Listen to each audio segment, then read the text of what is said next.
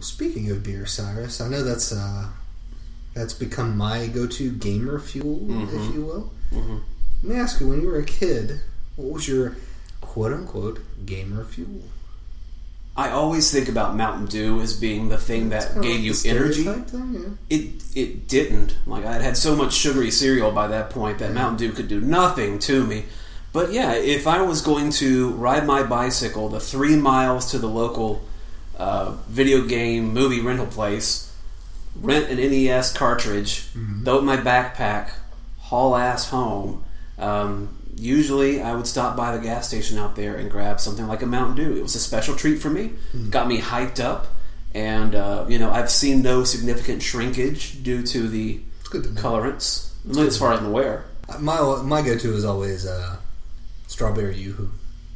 I never got into that. Well, it's good you didn't, because it shrank my balls to nothing.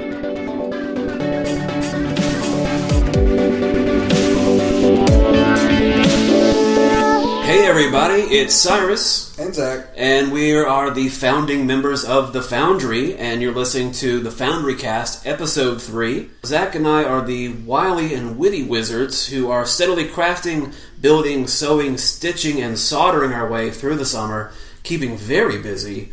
What's going on in current events? Well, so, what was it, last week? What day is it today? Thursday. I guess over the weekend, wasn't it?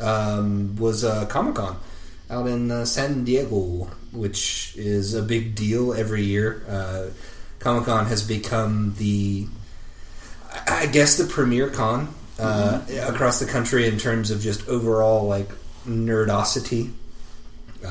It's famous. It's been televised on TV on what Big Bang Theory. They talk about it because they live out in that area theoretically, and it's become like a big deal. And what was interesting this year is I didn't really pay that much attention to the coverage of the convention itself, but Hollywood, the Marvel and DC especially, but the nerd Hollywood industry has started using Comic-Con as the place where they like to launch news and trailers especially. So, but a bunch of trailers. I watched most of those, not necessarily all of them. There were some that I weren't necessarily interested in, but it was fun. Did you see some of that stuff? I saw a little bit of it, and I think it's funny that going back to episode 2 of the FoundryCast, we talked about E3.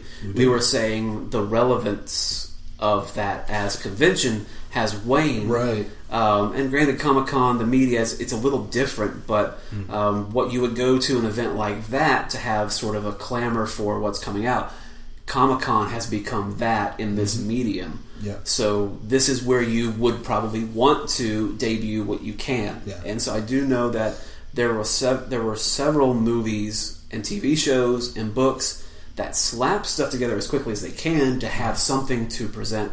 What movie was it? Justice League. The trailer that we got to see for Justice League, they're still filming it right now. Right. And that happens a lot, but they put together what they could as quickly as they could, and it still turned out to be a quality product. Yeah. I would say that out of the previews that I did see, of course, Suicide Squad is the one that I'm most excited about, and I do have certain doubts about some of the quality of the plot, but I think the character choices, I think the type of story they're trying to tell, this really opens up love for DC movies that I still think aren't there. All the Batman movies, the recent Batman movies, were fairly well regarded, except for the last one got some heat, although I didn't think that was... No, yeah, I think they were... Totally... they were generally well accepted. I think the bad blood with DC has come from Man of Steel and Batman vs. Superman really not being up to a super high quality. I think they're being, you're releasing those movies up against Marvel, which has been putting out really good movies for the most part. Well, and when you have someone like Joss Whedon and some of the other people who are executive producers and writers, and they're able to connect a very cohesive universe, everything has to make sense. You can't have Thor do this over here, but then he's supposed to be back at Earth helping out. So at least if he's doing something in the next movie, it will affect what happens between Avengers 2 and Avengers 3. Yeah.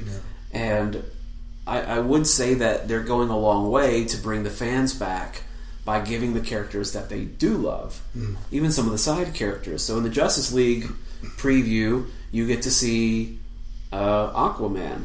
Yeah.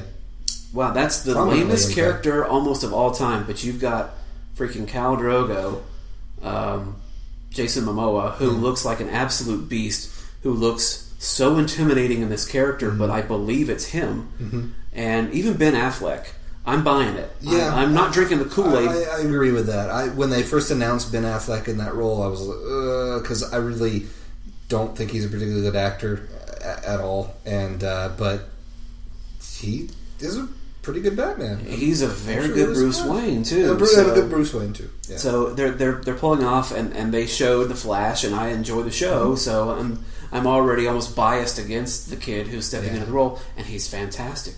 Cyborg looks fantastic, but that preview, as good as it was, nowhere near as good as the Wonder Woman preview, which is exciting, and they're trying to tell a different kind of story, which makes me think of Captain America, the first one. Yeah, I disagree.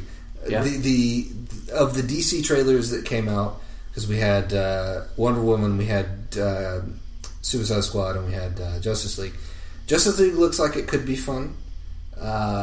Suicide Squad, I don't know about, just because every time they release a new trailer, there's more Will Smith, and I'm very afraid that it's just going to be a Will Smith. It is definitely a Will Smith vehicle, because they knew that's how they would get it off the ground. Yeah, it's kind of disappointing, because like early on, he was there for a couple scenes, and I was like, okay, cool. I like having Will Smith kind of in the background, but it seems like he's becoming the star, which is weird.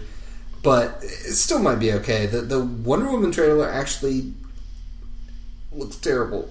And I'm sorry to say it. Well, it looks like a really boring Captain America First Avenger ripoff. Yes. Now, I can understand why you would say that. There are a few frames in that look unfinished to me. A couple of the combat scenes that are like, let's show how cool it is when we slow things down. She slides through on her knees to slice somebody with a sword. Okay, that looked kind of cool. It looks like she slides on her side on her shield, which looked kind of cool.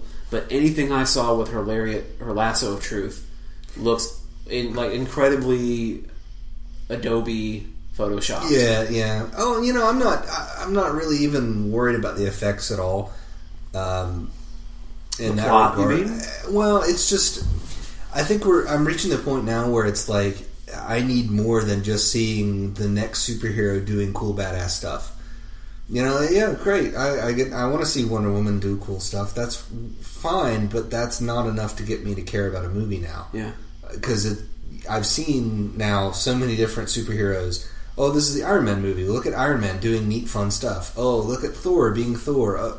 And now it's like, oh, look, Wonder Woman is hitting people with a shield. And things glow and things explode. Yeah. And I can agree. We've seen the action, and it needs to ramp up, because it does. You can't see... Like, the first Iron Man movie is an instant classic in my mind. Yeah. I think it was very well handled. Incredible acting. The CG is kind of on the... I wouldn't say on the minimal side, because it's all over the place, but it feels natural, sort of like Jurassic Park. The CG was used in natural places. But the most... I think you and I agree that one of the better movies in the last 2 years in this genre was Guardians of the Galaxy, because it told such a good story. Exactly. And very few of these movies do. I thought that Captain America Civil War told a good story. It was good, yeah. And I think a lot of people... I watched some reviews for like Civil War, and a lot of people were saying, oh, the best parts were the big fight at the airport. And for me, no, actually, I mean, I enjoyed that part, but not really. The best parts of the more recent Marvel movies have not been the action scenes at all. It's been the fun you have with the characters. One of the best scenes in all of Marvel's movies, I think, is after the party in Avengers 2, right before Ultron bursts out, and everyone... These are superheroes that some of us grew up with, shooting the crap, just hanging out, joking with each other in ways that you would think Captain America wouldn't be cursing. He would be doing this. There would be almost a strength contest to see who's mighty enough, or who's chosen to pick up the hammer, and then as soon as Captain America gets close, you see Thor get a little nervous. That entire scene was great because it was it was fun. It was a fun scene, but it was also a clever way to inform characters and inform team building. And that's the thing, and that's what worries me about like Suicide Squad, where you've got fun characters and potentially good actors, but after watching Man of Steel, I don't trust DC, the people in charge of that, to be able to understand how to put together those good scenes like that. Man of Steel is just bad, and so I don't want to see. I hate to see the DC characters keep getting thrown into this like blender of poor filmmaking and just let's just focus on the action and these like epic shots. I do not care anymore about epic shots and action scenes. I just don't care. Speaking of superhero stuff, you and I get a lot of stuff delivered to our house on a monthly basis. All geeky, fun things. Yeah, got a few superhero items in those. Yeah, so we both have been subscribed to subscription like geek boxes, particularly Loot Crate. Yeah, I've been doing Loot Crate for a while. I did Loot Crate for about 6 years and then stopped. Or 6 years. Good Lord, no. I haven't been out for that long. Yeah. 6 months and then stopped. Yeah. And then I recently did something called Dungeon Crate. That's a little more about tabletop gaming. I'm still figuring that out. And having a subscription, a club, that's not a new thing. That's Avon, for goodness sake. Yeah. People have been doing that with makeup, with cheese of the month. What do you think is really this huge draw for the geek and gaming community to do this when we could probably save our money and go buy specifically the trinkets that we need? I thought about that, where it's like, why am I spending $20 a month or whatever to get stuff that I don't necessarily like at all? For me, I think it is, specifically for Loot Crate, I like the pins that they're doing now. The pins are fantastic. The pins are awesome, and the t-shirts too, because I like getting those geeky t-shirts. The pins that I got, the last crate that I got was the first of the new style pin. Yeah, and I was upset that I'd already decided to quit. Mm-hmm. And why haven't they been doing something this cool all along? No, the lapel pins, the lapel style with they're really nice. It's classy, really. And I also grew up collecting pins for a extracurricular activity that I was involved in all through school that involved but ancillary had pin collecting involved. So for me, it's like extra special because I love pins. Are you talking about Boy Scouts? No, actually, but there were some pins involved in that. I had little pins all over my hat in Cub Scouts. Okay, yeah, Cub Scouts you had on your hat, and then you wore that little series of 3 colored ribbons on your lapel. Yeah. Yellow, green, and red, and you stuck pins on that. Yeah. That was still Cub Scouts. Yes. Once you get to Boy Scouts, you got a sash. I never had a sash. I think I had like 2 merit badges. I don't know. I unfortunately stopped in Boy Scouts. No, anyway, I was talking about what I was involved in was called Odyssey of the Mind. Okay. It takes too long to explain, but they drew some of their pattern work off the Olympics, and of course, the Olympics, there's a lot of pin trading, so we did pin trading as well. Anyway, I like those aspects of those sorts of geek boxes like that. I think it's important for them to have something like that in them, where it's not even just a unique item, but like a pin, like a patch, like an insignia of some kind that makes you feel like you're part of a club. Yeah. More than just getting, I got that figurine too. We have a very good friend who has a satchel that he carries to a lot of his game nights or visiting, and he's got all the pins that he's got from Loot Crate in particular. And that's really cool. That's really cool. I like that kind of thing. So that's really important to me for these kinds of geek delivery items. The other thing that I think is the attraction for me, at least, is we were talking about you could go out and buy these figures yourself for less. Well, yeah, probably. It's the pleasure of getting them. It's the surprise. Because honestly, with Loot Crate, I just subscribe and I kind of forget I have it.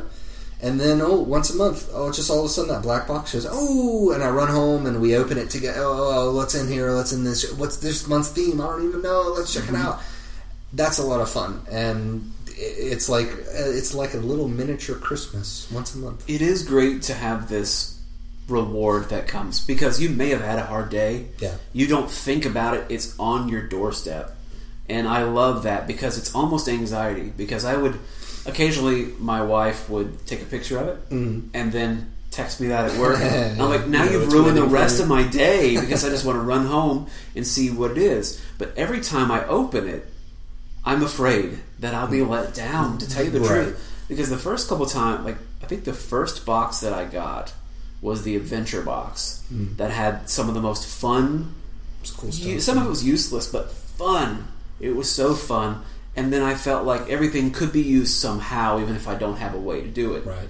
The next one after that was pretty good, and then about 2 or 3 in a row were just were really kind of boring. poor. Yeah. It's almost as if they were waiting, and I emailed them. Thank you for this. This was great. This is what I love. And I did say the pins need to be more substantial. Yeah. I like them. And then I felt as if they were waiting to just throw stuff in a box. I think it was their mystic or their magic. It's where you got your golden Homer Simpson, wherever he is.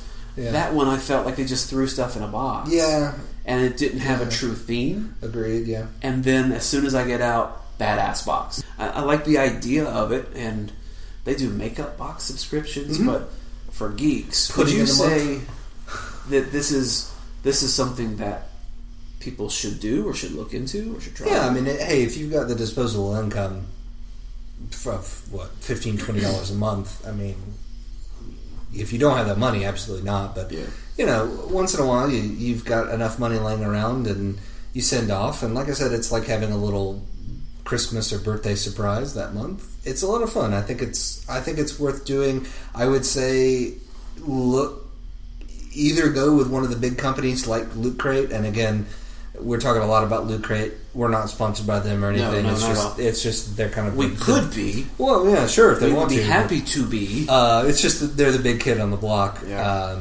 so they're a good example. So I would say if you're interested in getting involved in one of these, go with one of the big guys like Loot Crate, just because you know that you're going to get at least decent stuff, or find one that's absolutely geared towards your interest, like Dungeon Crate, if you're big into tabletop gaming, or if you're a huge anime fan, do an Anime Crate.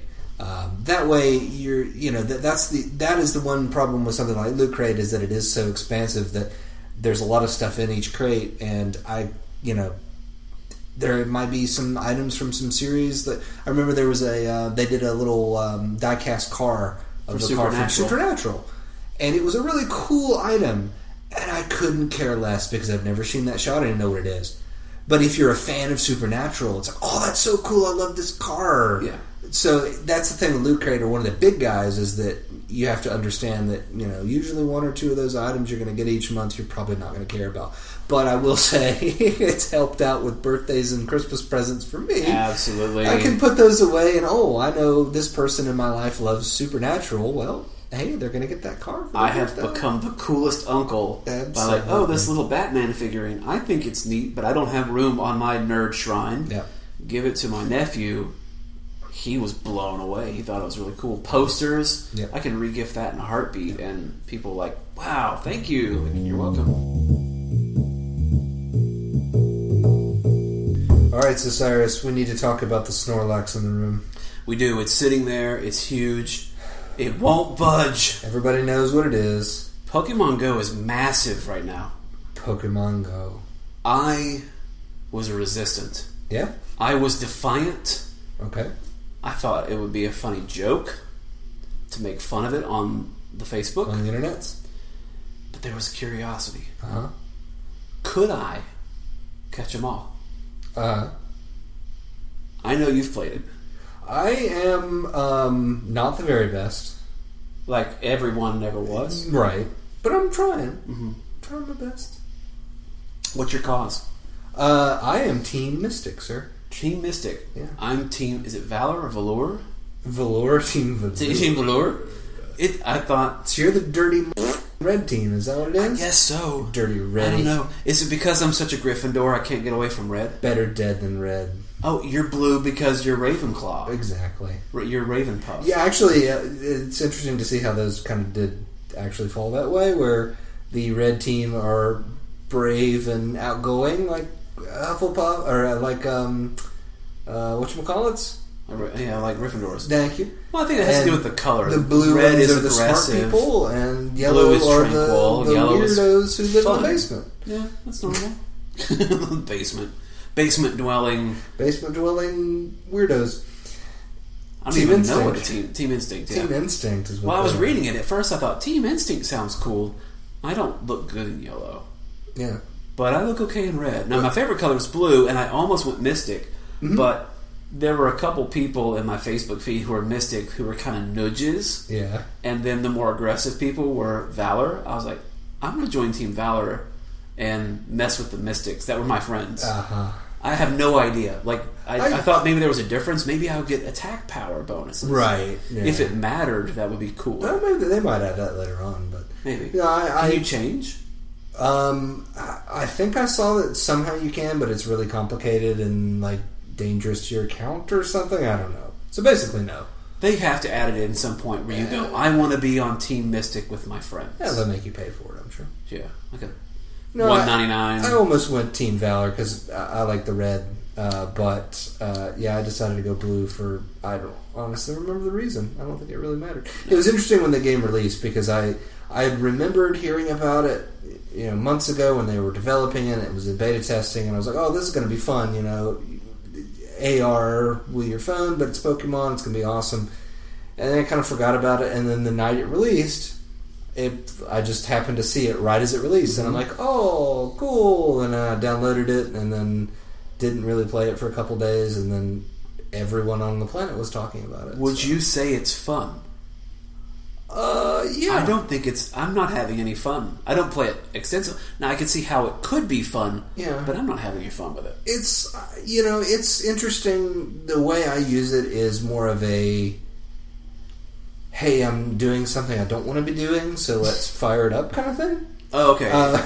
Where, I probably shouldn't say this, but I use it at work. I play it at work.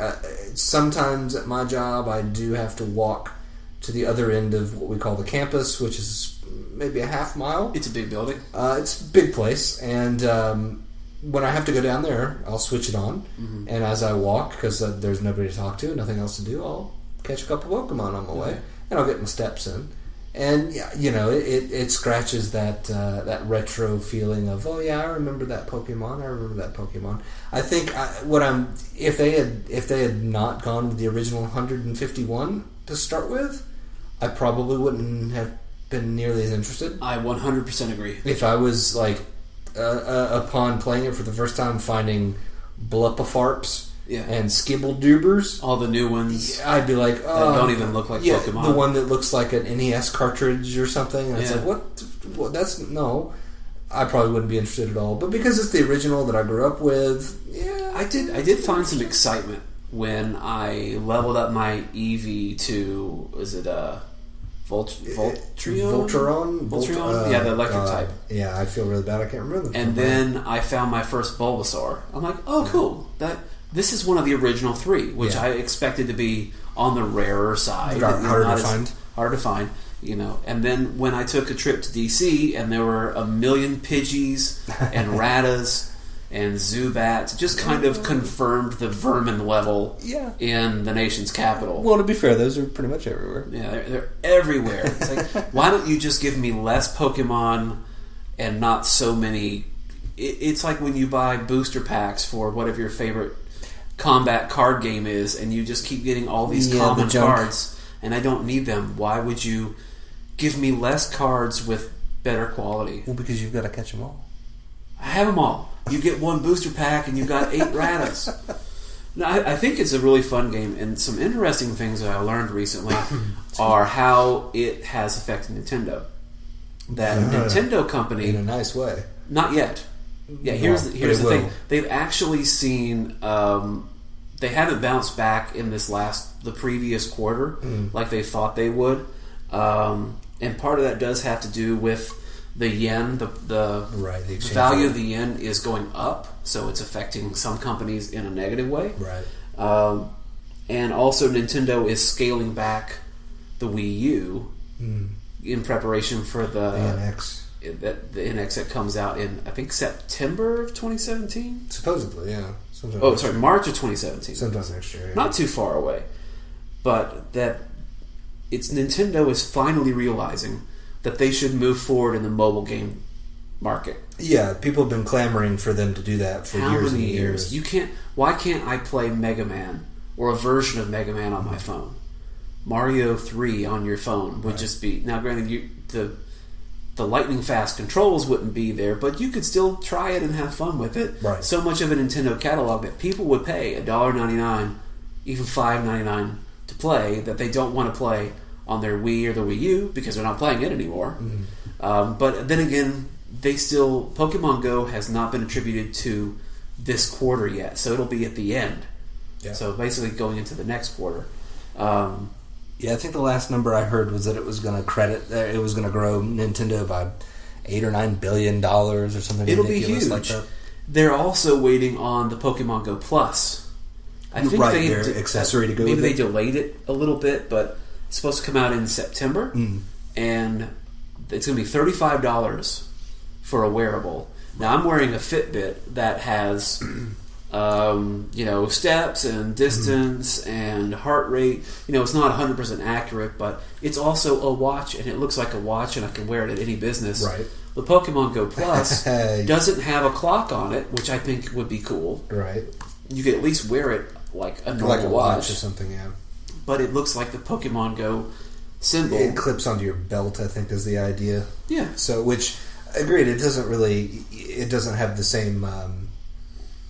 practicality as, like you said, a Fitbit or something like that. Really, all it's there to do is buzz when there's Pokemon. But why not? Imagine if Fitbit and Nintendo of America and was it Niantic? Niantic is the company that made the game. Actually developed the game. Imagine if they went in together and you could get a Pokemon-inspired Fitbit.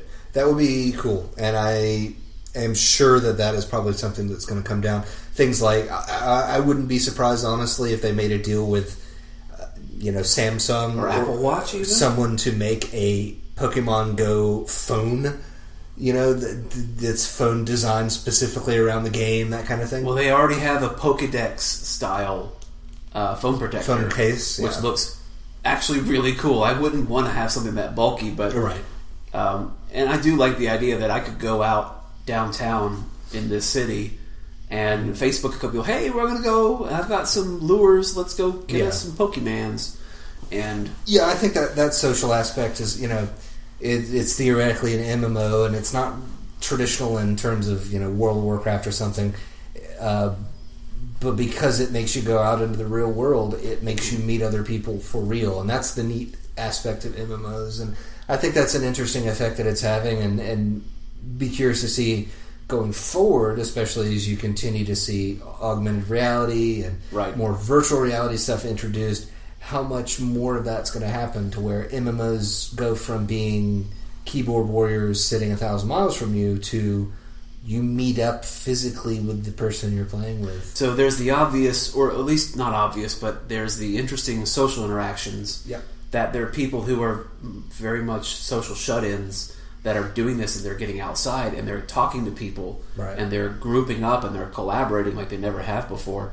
But there's also an increase to historical knowledge with the Pokestops where you go. You should go to historical places. People are really starting to read about these places, and then I think it's Wikipedia. They're starting to see these huge boosts in people looking up monuments in particular and wanting to know more about that. So I think it was very smart to use historical markers as stops instead of just McDonald's and Walmart. Churches. That's a little bit of an interesting choice. I'm surprised at that, but there is some historical things there too. I think that was a decision of safety, where you feel like you can trust kids to wander up to a church, versus a bar. Another thing. I want to see more evidence on this. They're saying that Pokemon Go reduces crime because more people are out engaging in public, and therefore there are more witnesses. Right. There's more more self-policing. Mm-hmm. So if it's just a random street and it's petty crime or B&E in the afternoon, that's breaking and entering, The best, not the best time, but the highest time for breaking into a ring is about 4:30. Right. It's when kids are out of school and people are still not back from work. Houses are abandoned in the afternoon. You smash and grab. You get out. No one sees you. Right. But then you have 20, 30 people more in your block that are just walking their around dogs because they're catching Pokemon. Yeah. So I would like to see more evidence on this to see how factual it is. Yeah, I've heard some like scare tactic stories about people that are saying someone drops a lure and then you get mugged. Yeah, that are, it's encouraging criminals to, but I have to guess it's almost certainly the opposite. What you're describing, it's encouraging people to get out more, and I don't think it's going to lead to problems in that way. The obvious one is the specific connection to physical fitness, to getting outside, to moving. Absolutely. That's why it's called Pokemon Go, and you hatch your eggs by moving, right? By walking. I have 2 eggs right now that are sitting at 2.9 kilometers out of 10, and I can't seem to get them anywhere. And it's not because I'm not moving, because I'm doing 10,000 steps at work every day easy. It's because I don't have my phone on with me at work. Well, if you did have Pokemon Go running, your phone would die within 15 minutes anyway. Yeah, it's terrible. but I do. Yeah. It does make me want to. Maybe I'll walk outside and get the mail. Yep. Instead of getting it tomorrow. Absolutely. Get a couple extra steps in. It means that I'm much more likely to walk the garbage down instead of throw it in the back of my car and drive it down. Right. I'm lucky in that where I live, there's actually 3 Pokestops within a short walk. So I guess I'm very lucky in that aspect. So it definitely has encouraged me to get out and walk around a bit more. That leads me into thinking about a term that you and I sort of spoke about, athletic nerdism. Yeah. The escalation of these games or fantasy worlds and it pushing people outside. Right. One of which would be LARPing. That's kind of the same thing. You do have to go out and battle, so there is a bit of physical combat that you have to do, and just be careful and not stab each other with your wooden sword. But it is being out and running around in a field somewhere. Yeah, I mean, more physical activity than is stereotypical for nerds to have. And I think that's a brilliant way to mesh 2 different worlds. You and I were talking also about doing that with Quidditch. Yeah. So that made me think. Talking about Pokemon Go and how it's getting people to go out, it reminded me of Quidditch and quote unquote real world Quidditch that has been so popular, especially on college campuses, where you have people who otherwise might be hanging out inside who get out on broomsticks and run around and play a fake sport with terrible rules. Sorry, Quidditch's rules are just awful and they make me hurt inside. Explain that to me, because are you saying that the real life game or the fictional book? The fictional game rules of Quidditch make absolutely no sense. The fact that the catching the snitch both ends the game and is worth 150 points makes the rest of the game completely meaningless. It bothers me so much. Has someone ever caught the Quidditch and then Snitch, lost? Sir. Snitch, sir. So, I'm sorry. I know better. Yeah, the Golden Snitch. Has anyone ever caught in any of the books that you read? All right, they're up by 200 points, and someone catches it and you got us a lot of points, but you lost the game because you weren't paying attention. That's where a very simple modification of those rules make the snitch worth 30 points or 50 points. Yeah. And it changes the aspect completely to where you would run into situations where, oh no, I can't catch it yet. I've got to prevent the other guy from catching it for another 10 minutes to let my team catch up. That might be interesting, but... Well, then Harry wouldn't have been as special as he was. Yeah, that's what it feels like. The rules of Quidditch were created to make Harry a special character, but and Ron, I guess, as well, but only thanks to Felix. But he didn't drink it. He did. No, he did. Oh, he totally did. No, because Harry drank it later. No, but Harry split it. Harry used some other... Don't sit there and tell me you think Ron can catch a damn snitch. I think he did. He had it in him the whole time, Zach. He's a Weasley. They're athletes. But anyway, no, I think, we've seen this aspect with other things. Nerf guns and playing Nerf battles has been around for a long time. What was that game? It's a zombie game where they play that. Yeah, Zombie, which you play on college campuses a lot. Same kind of idea. I think that you saw an uptick in this as free running became a thing. Mm-hmm. I think that was kind of a nerdy pastime, but you saw, geeky, nerdy folks out running around and jumping over walls. Pre parkour. Yeah. Well, yeah. As as parkour has become a thing and it's become a common thing in nerd stuff. I'd like to see more of that, and I'm happy that Pokemon Go is doing it. I think the unfortunate part of Pokemon Go is that it's great that it's encouraging people to get out, but it's not necessarily encouraging them to exercise.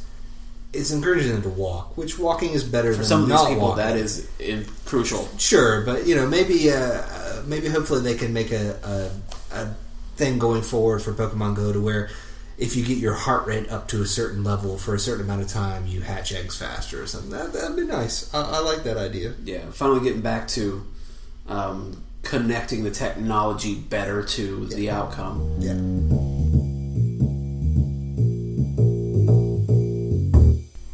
So some other news that came out recently that I wanted to get your take on, because it got me thinking a lot about myself and one of my hobbies. Nintendo has just announced that they're going to release a new, I forget what they're calling it officially. It's like the Micro NES.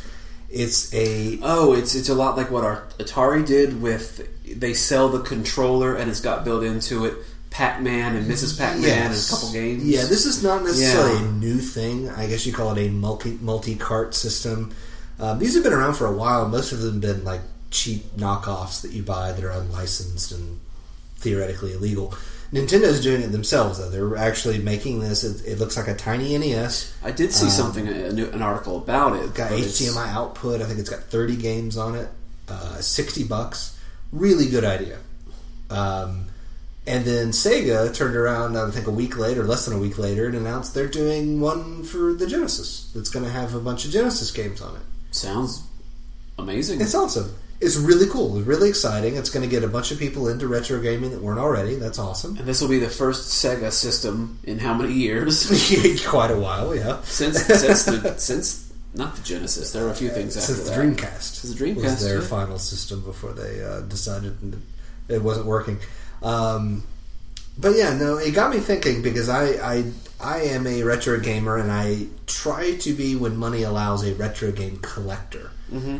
Mm-hmm. And I was just curious, what do you think about the idea that now, so if I wanted to go out, for example, and I bought an NES, not too terrible, a while ago, refurbished NES because I'd never owned one, bought an NES, got the original controllers, I went out and got some games, but if I were to go out and buy the an NES and these 30 games that are included, it's going to cost me way less money, hundreds of dollars. Oh, if you did it to get the actual cartridges, to get all the original stuff. Sure.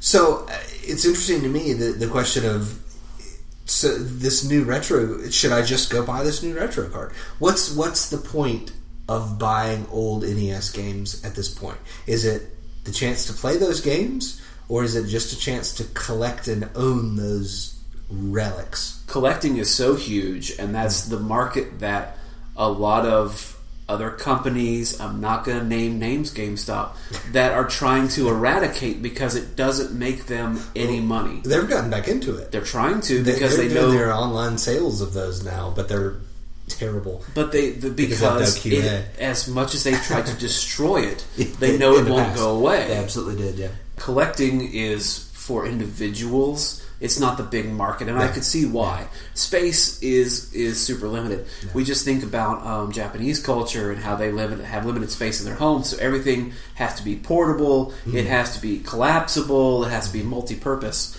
And so having a huge comic book collection, having a huge DVD collection doesn't make sense for a lot of those people, and even us. If you live in a small apartment or a small bedroom, you don't have a lot of space. So I think Nintendo was on the right track with doing the digital games that you can get through WiiWare store or whatever. The problem is it's very difficult to transfer them from system to system. They don't have a cloud system where you can just say, yes, I already own this game. Right. And then if I buy a new system, I log in with my account and I download it, whatever. Yeah. But a lot of these games, cost effective, absolutely, that little mini Nintendo is the way to go. Yeah. Because buying all of the games through the WiiWare is going to cost you an arm and a leg too. Mm. So you can have the ease of buying a lot of the catalog anytime you want. Download it. It takes up no space because it's already on the system that you have. Yeah. Or you go and hunt for the game. And this is one of the fun things. Go to a couple local gaming places that these people need your business. They love your business. Right. They're there for you as a customer.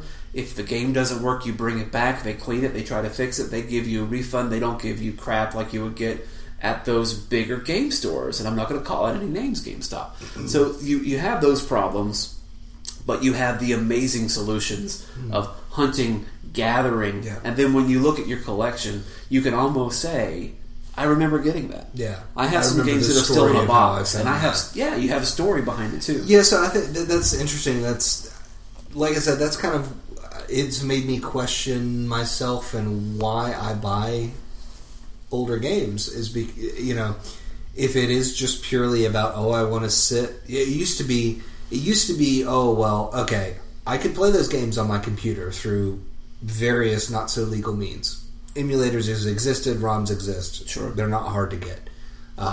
Let me say that I don't encourage anyone to go do it because theoretically it's illegal. But it's possible. So it's always, up to this point, it's always been, I want the experience of sitting on my couch with a controller in my hand playing Mario, Castlevania, whatever. So now Nintendo's releasing an official product that allows me to sit on my couch with a controller in my hand and play in HDMI. That's a big thing too. It is a big because the Nintendo you have here, the Genesis you have here, those don't play in HDMI. No, not anywhere close. No. So it's going. So that aspect of it is now eliminated from the hobby, at least for a set of 30 games. Which I got to imagine going forward, they're probably going to release expansions or something. Another one. Here's part 2 as they get licenses and things. So now it's becoming, why would I want to go to a local game store or a flea market other than to collect? So now gaming goes from a practical quote unquote hobby to just purely, I need this physical item in my house just to say I have it. I don't know, it's weird. It's like I said, it made me question kind of the hobby, and I think I'll continue. I'll be honest, I don't know that I'm going to buy this new micro NES. I think it's a really cool idea. Mm-hmm. I don't know that I would buy one. Well, this is, I don't mean to call my wife out, but when we went to this one particular game store in Virginia, it was awesome. I mean, it was gamer's paradise in my mind. And I really should remember the name of it so I could give them some free advertising from our thousands of listeners. Well, I tell you what, let's insert their name here. The store is called 8-Bit Oasis in Harrisonburg, Virginia. Okay, there you go. There's the name of the place where... Sorry. What was neat is she saw that huge wall of retro games, and she said out loud, I didn't know there were this many Nintendo games. There is such a huge, I use the word catalog, of them out there that were third party, that Nintendo will not easily get rights to. Yeah, the NES library, I want to say, is 800 or 900 games strong. It's huge. So I think that there is still a huge market for the games that you want to go get. Yeah. On that console, you're not going to be able to play Milon Secret Castle. Right. You're not going to play Krusty's Funhouse. You're not going to be able to play Low G Man. All these things that I collected as a kid that I played played as a rental and then liked it so much that I got it. Right. Actually, Krusty's Funhouse is a terrible game. But Low G Man is a fun action game where you level up this spear and you can stab further into guys and you throw a boomerang and it's just kind of a sort of a... there was another what are those combat, like Bionic Commando, something like that. Yeah. It was like Bionic Commando. Those are things that you're still going to want to go out. You're going to find it. You're going to because you still want to play it. And I don't do it as often as I like, but every now and again you dust off the Nintendo, you get out your games, and then you go, I haven't played Turtles in Time in forever, and you just spend the afternoon with a nostalgia kick. Yeah. And what if you have that friend or companion who has never played this game before, and you have a blast like you haven't had since 8th grade? Yeah. I don't know. I can't. I'm still unsure as to how authentic it feels to me. it feels better to reach over on the shelf and slide out that cartridge, push it in, close the lid, push the button, see the blinking red light, take the cartridge out, blow in it. You're not supposed to blow put it back in, push the button, blinking red light, take the cartridge out, get a Q-tip, alcohol, wipe it down. There you do that. Push it back in, close the lid, turn it on, and all your friends have gone home already. Yeah.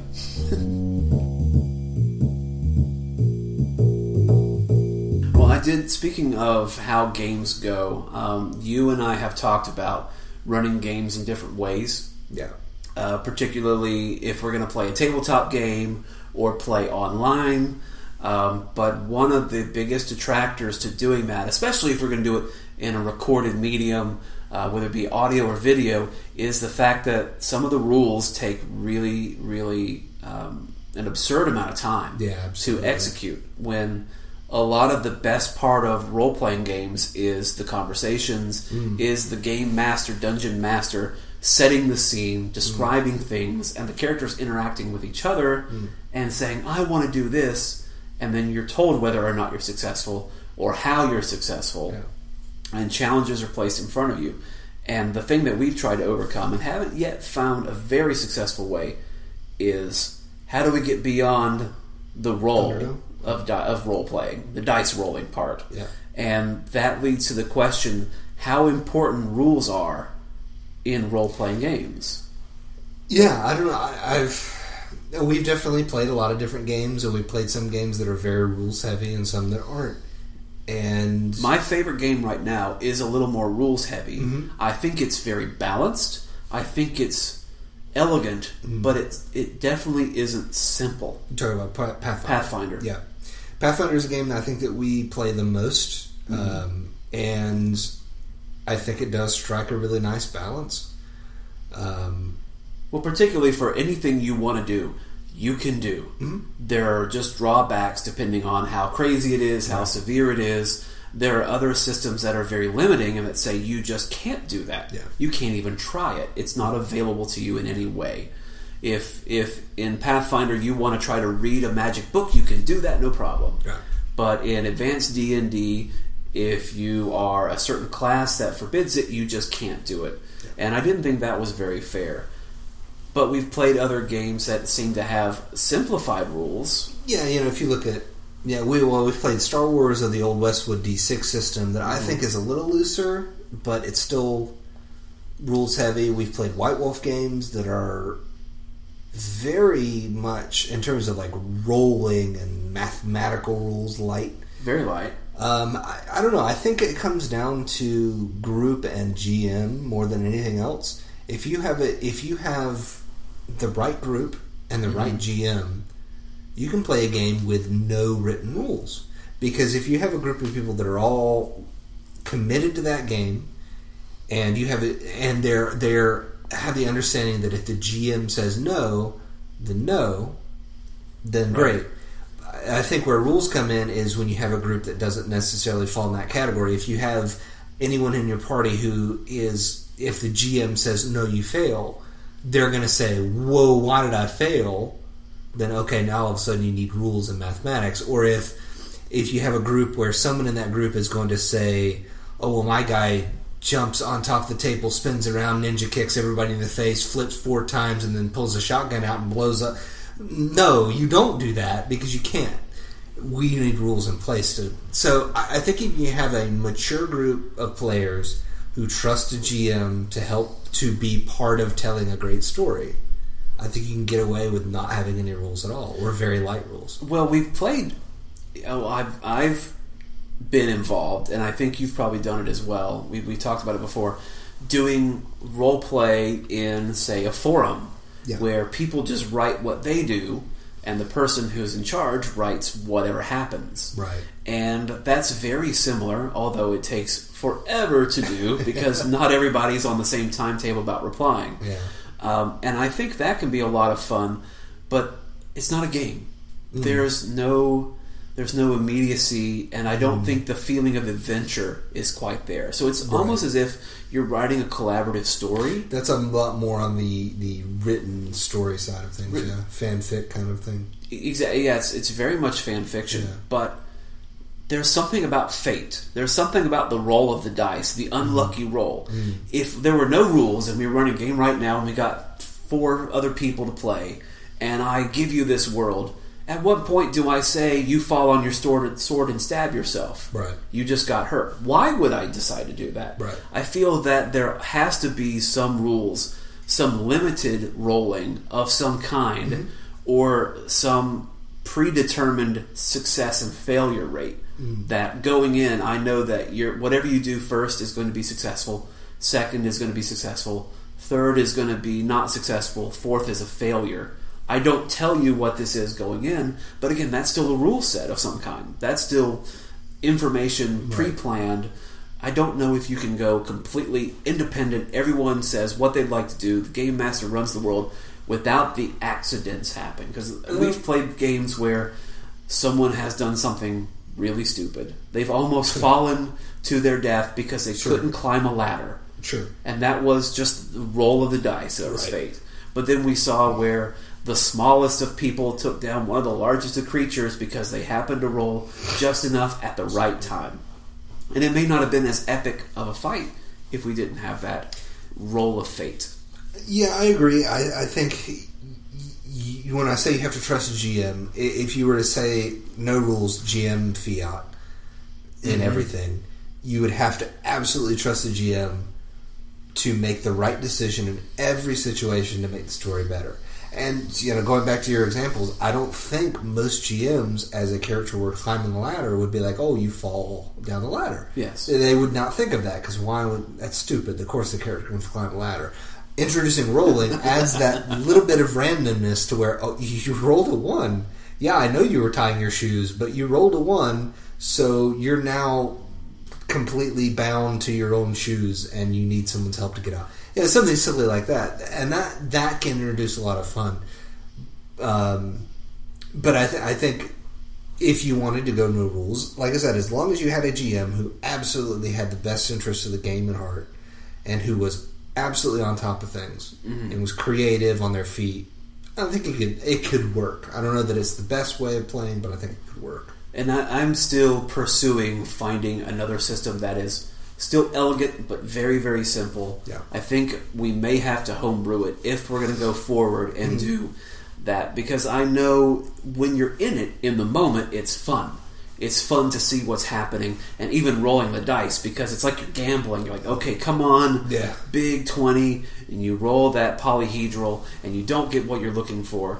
It's still a lot of fun, but from the point of a viewer, it's not as fun. Right. So I think that you do need rules of some kind, even if it's limited dice rolling, but I think you need something that's unpredictable, almost like a timer that goes off at a random time that goes, and whoever's turn it is, it's a failure. Yeah. Something has to be out there that shows that the game master creates the world, the player is in charge of their own actions, but occasionally something bad's going to happen, and you don't know when.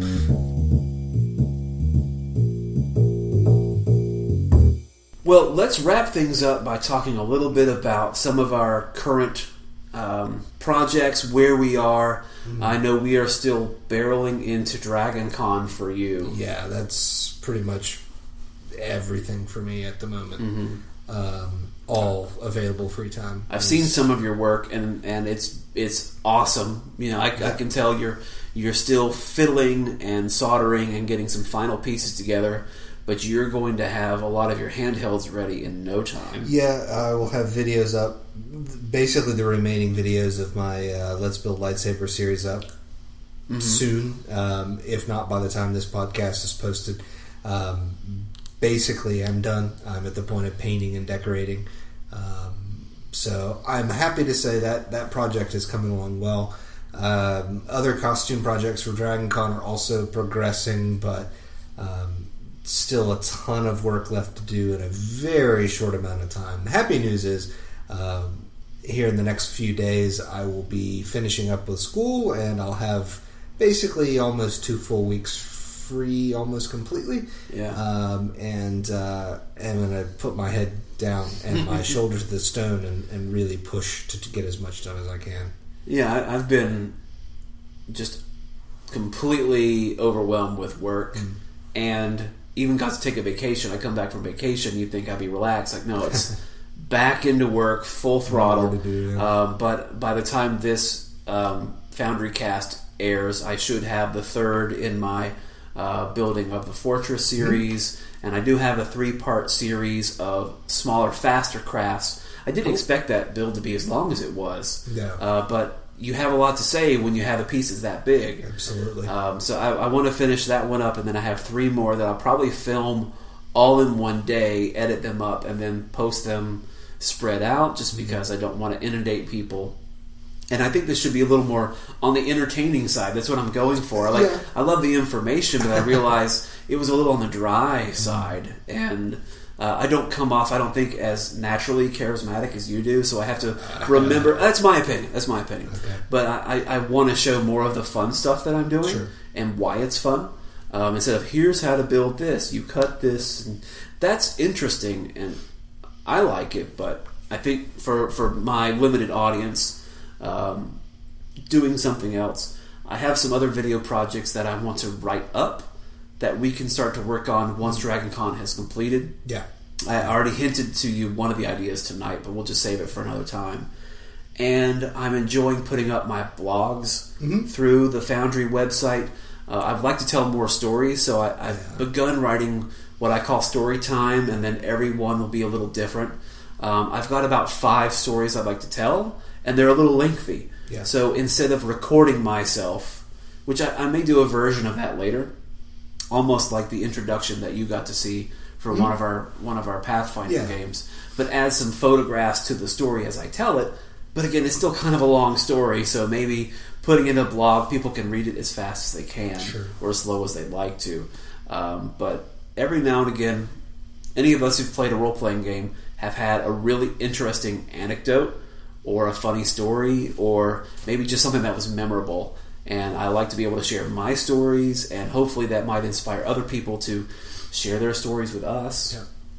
Yeah, I'm trying my best to get on top of blogging on our site as well. Like I said, I've been pushed into a corner lately, but in the next couple of weeks I'll have much more freedom. And so by the time this podcast is posted, I should have at least a couple of blogs up on our site as well. So if you're listening to this, you hopefully found our podcast through our site, so you already know where it is. That's the hard part. If you haven't, if you're just listening to this podcast, then follow the links on our podcast page that'll take you to our main website, the Foundry, and check it out. We've got some good content on there already, and going to have a lot more very, very soon. So check out some interesting pieces about what we're doing, how we're doing it, some nice story time, some thoughtful pieces as well. So check all that out, and leave comments. Definitely. That's going to be the next big thing for us, is comments, questions. We would love to hear anything you would like for us to discuss on the FoundryCast. So you can leave, even if you know us personally, you want to leave it on our Facebook. The FoundryCast has its own Facebook. That would be the best place to put it, so that we both can receive it and start to plot out some of our questions and answer sessions. We love it if you would fill up our mailbag, please. We have a virtual mailbag that's empty and waiting for any of your input. And definitely comments. Comment on the videos that we have. Comment on the audio, because I believe you can leave comments even through Podbean, through our podcast hosting site. So we'd love to hear that. That's really cool. We know we've got several people who are already digesting what it is that we're putting out there. So even you guys, if you think, I'll just tell you later, no, leave it in the comments. That's the best way to let us know what you think, what you want to hear more of, and really how you doing, how you feeling over there. We both have YouTube channels. I'm 9 to 5 Gamer. Cyrus is Crafty Bastard Games.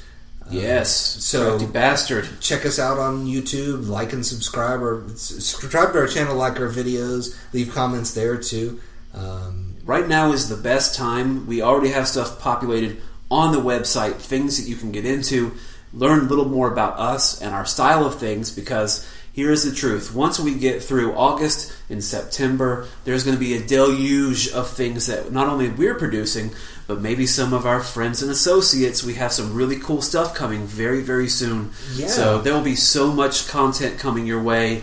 It may be difficult to keep up, so now's the best time to be subscribing, figuring us out, figuring out the website, because it's going to be big. I've got some good stuff coming forward, actually, that'll hopefully be on the site soon, if not before this podcast is even posted, from a good friend of mine that's doing some really awesome stuff. So check out that as well.